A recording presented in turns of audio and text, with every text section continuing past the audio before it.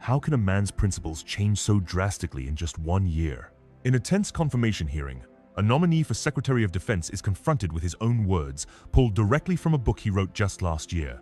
Senator Duckworth questions his sudden conversion on critical issues like women in combat and the laws of war. The nominee, once an advocate for unleashing boys to fight by their own rules, now presents himself as a leader, ready to command both men and women within the established legal framework. This dramatic shift raises a critical question. Is this a genuine evolution of thought born from a new perspective, or a convenient political maneuver to secure one of the most powerful positions in the nation? Senator. You've made several references to your religion today. I share that devotion to Christianity, but I must say I've been reminded somewhat of Saul on his way to Damascus. You seem to have been converted over the last several weeks and several months. You wrote in your book just last year that, but if we're going to, this is the book War on Warriors, but if we're going to send our boys to fight, and it should be boys, we need to unleash them to win. Later on, our boys should not fight by rules written by dignified men. Which is it? Is it only boys can fight? I mean, you've testified here today that you believe in women in combat, but you didn't just last year. How do you explain your conversion? Senator, my testimony is clear. Writing a book is different than being Secretary of Defense, and I look forward to leading the men and women of our military. And my comment there, Senator, was about the burdensome rules of engagement that members of our generation, men and women, have seen on the battlefield. And one thing President Trump changed in meaningful ways that led to meaningful developments on the battlefield. When President Trump took control in the first term, ISIS was raging across Iraq. And as someone who spent a lot of time there with other men and women who invested in that mission, it was a very difficult moment to see the black flag of ISIS fly. And what President Trump did was untie the hands of warfighters. He changed the rules of engagement, untied the hands of warfighters, and allowed them to complete their mission and crush ISIS. It has not just tactical implications, operational and strategic implications, how you allow warfighters to go about winning and fighting their wars. President Trump understands that, and within the laws of war and the Uniform Code of Military Justice, we are going to unleash warfighters to win wars so that wars don't drag on forever, as our generation has seen. So are you rejecting Title 18 and Title 42, I think, also has provisions that incorporate the Geneva Convention and the laws of armed combat? Are you saying that those laws should be repealed? That is the law of the land right now. Senator, we have laws on the books from the Geneva Conventions into the Uniform Code of Military Justice. And then underneath that, you have layers in which standard or temporary rules of engagement are put into place. We fight enemies also, Senator, as our generation understands, that play by no rules. They use civilians as human shields. So are you saying they target women and children? The Geneva Convention should not be observed? We follow rules. We follow rules, but we don't need burdensome rules of engagement that make it impossible for us to win these wars. You're saying two different things. You're saying we follow rules, but we don't have to follow the rules in all cases. Is that correct? Senator, I'm making an important tactical distinction that warfighters will understand. That there are the rules we swear an oath to defend, which are incredibly important, and this committee understands and helps set them. And then there are those echelons above reality, from, corps to division to brigade to battalion, and by the time it trickles down to a company or a platoon or a squad level, you have a rules of engagement that nobody recognizes. And then it makes you incredibly difficult to actually do your job on the battlefield. That's the kind of assessment and look that an Army major will give to this process if I was confirmed to be the Secretary of Defense. Your quote is true understanding of that. Your quote in 2024, our boys should not fight by rules written by dignified men in mahogany rooms 80 years ago. That would be the Geneva Convention. America should fight by its own rules, and we should fight to win or not go in at all. Are you saying that the Geneva Convention provisions, which clearly outlaw torture of prisoners, should not apply in the future? Senator, how we treat our wounded, how we treat our prisoners, the applications of the Geneva Conventions are incredibly important.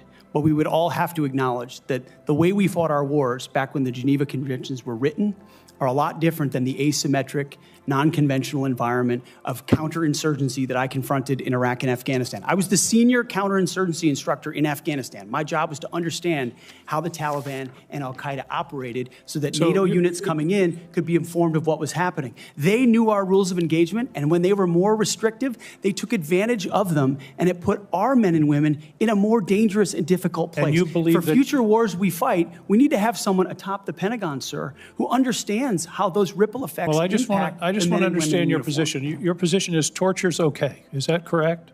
Waterboarding, torture is no longer prohibited given the circumstances of whatever war we're in. Is that correct? Senator, that is not what I said. I've never been party to torture.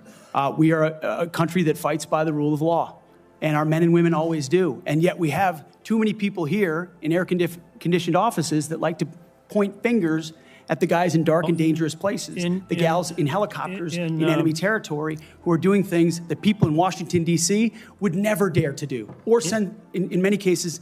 In one of your interviews, you said they're willing to do this. You're talking about Donald Trump and Senator Cruz. They're willing to do something like waterboarding if it's going to keep us safe.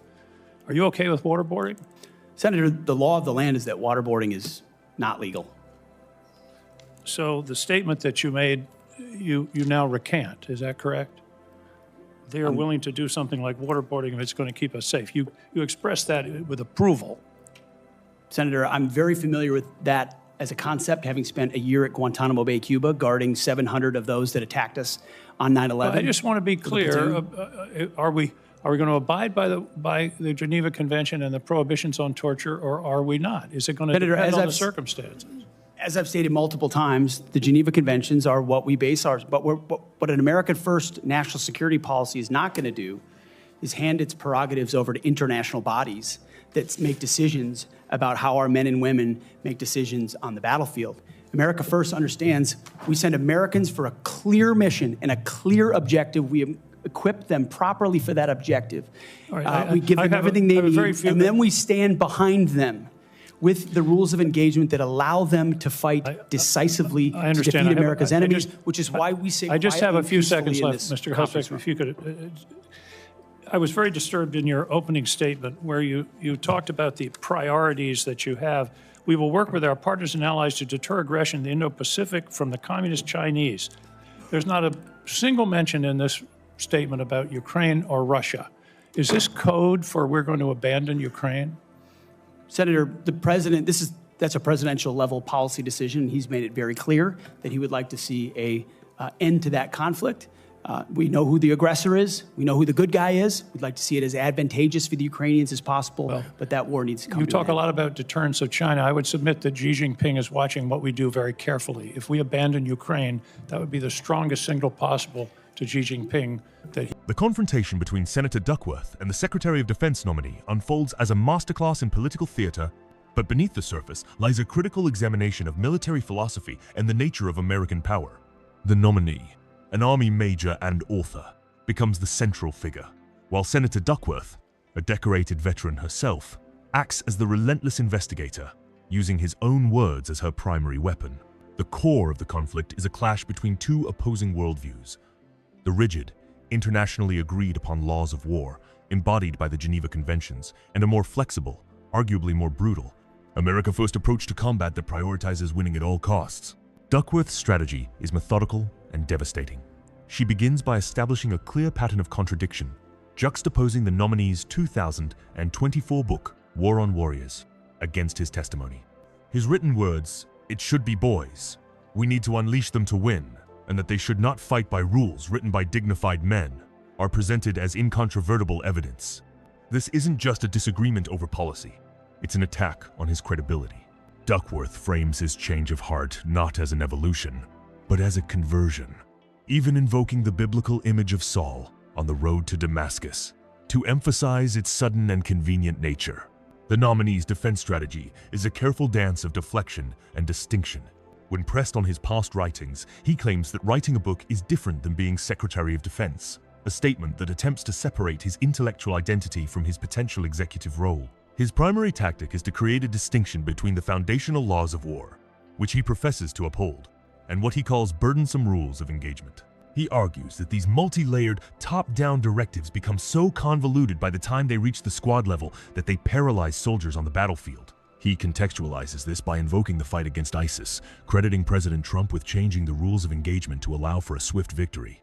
This is a powerful, rhetorical move, framing his position not as a rejection of law, but as a practical, warrior-centric approach to making warfare more effective and less protracted. However, Duckworth refuses to let him control the narrative. She skillfully collapses his distinction. When he decries rules written by dignified men in mahogany rooms 80 years ago, she immediately identifies this as a direct reference to the Geneva Conventions. The questioning then escalates from a debate about battlefield efficiency to a stark inquiry about fundamental morality. Are you saying that the Geneva Convention provisions, which clearly outlaw torture of prisoners, should not apply? She repeatedly forces the issue of torture and waterboarding, putting him in an impossible position. He is forced to state that waterboarding is illegal under current law, but he avoids directly recanting his previous apparent approval of it, instead pivoting to his experience at Guantanamo Bay. His response on the Geneva Conventions is a masterpiece of ambiguity. He calls them incredibly important and the basis for U.S. conduct, but immediately follows up by stating an America First policy will not hand its prerogatives over to international bodies. This is the heart of the matter, a desire to adhere to the idea of the rule of law while reserving the right to unilaterally decide its application. The debate exposes profound themes. There is the question of integrity versus political expediency. Is the nominee truly a changed man, or is he simply saying what the committee needs to hear? There is the theme of reality versus rhetoric. He paints a picture of heroic soldiers in dark and dangerous places being second-guessed by bureaucrats in air-conditioned offices, a classic populist appeal. Finally, the discussion on Ukraine broadens the context. Duckworth argues that abandoning allies sends a signal of weakness to adversaries like China's Xi Jinping regarding Taiwan. The nominee's response that ending the war is a presidential-level policy decision is a technically correct but ultimately evasive answer, deflecting responsibility and leaving the crucial question of American commitment unanswered. In conclusion, the hearing reveals a nominee who is rhetorically skilled but ideologically caught between his past pronouncements and his future ambitions. His attempt to create a separation between inviolable laws and burdensome rules of engagement ultimately fails under Duckworth's precise and relentless questioning. While he never explicitly endorses torture or abandoning the Geneva Conventions, his carefully worded evasions and his America First framework suggest a worldview where international norms are subordinate to national objectives, where the rules can be bent if they are deemed too burdensome for winning. The question raised at the beginning, is it a genuine conversion or a political maneuver, remains unsettlingly open. The evidence suggests a man willing to reinterpret his own deeply held beliefs when faced with the mechanisms of power, leaving the true nature of his future leadership dangerously ambiguous. What do you think of this nominee's arguments? Let us know your thoughts in the comments below, and don't forget to like and subscribe for more in-depth analysis.